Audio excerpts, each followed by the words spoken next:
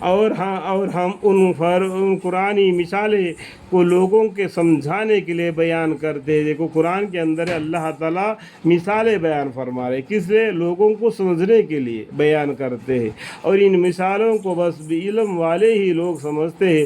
اللہ تعالیٰ نے آسمان اور زمین کو مناسب طور پر بنایا، ایمان والوں کے لیے اس کی استحقاق کی عبادت کی بڑی دلیلیں ہیں۔ اللہ مغفر لی، اللہ مغفر لی۔ جو کتاب آپ پر وحی کی گئی ہے آپ اس کو پڑھا کیجئے، یعنی قرآن جو نازل ہو گیا ہے اس کو برابر پڑھتے رہنا۔ یسر القرآن ذکر فاعل بمدثر، بار بار پڑھی جانے والی کتاب کون سا ہے دنیا میں؟ قرآن ہے۔ جو کتاب آپ پر وحی کی گئی ہے آپ اس کو پڑھا کیجیے، اور نماز کی پابندی رکھیے۔ بے شک نماز اپنی وجہ کے اعتبار سے بے حیائی اور ناجائز کاموں سے روک کرتی رہتی ہے۔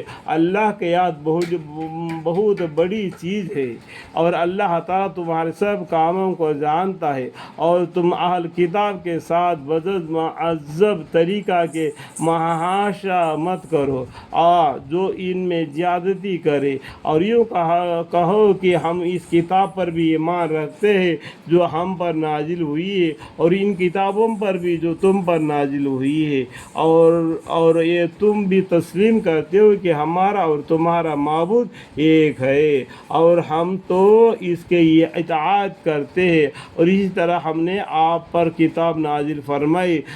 جن لوگوں کو ہم نے کتاب کی نفع سمجھ دی ہے وہ اس آپ والی کتاب پر ایمان لے آتے، یعنی قرآن پر، اور ان اہل عرب مشرک لوگوں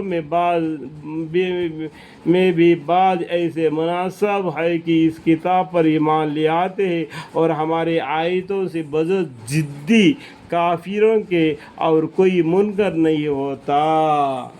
کون ضدی اور کافر لوگ، وہی لوگ اس قرآن سے منکر ہو جاتے ہیں، اور اہل کتاب سے بھی۔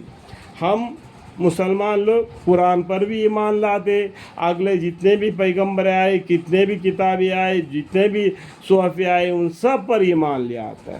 اللہ کا فضل و کرم ہے۔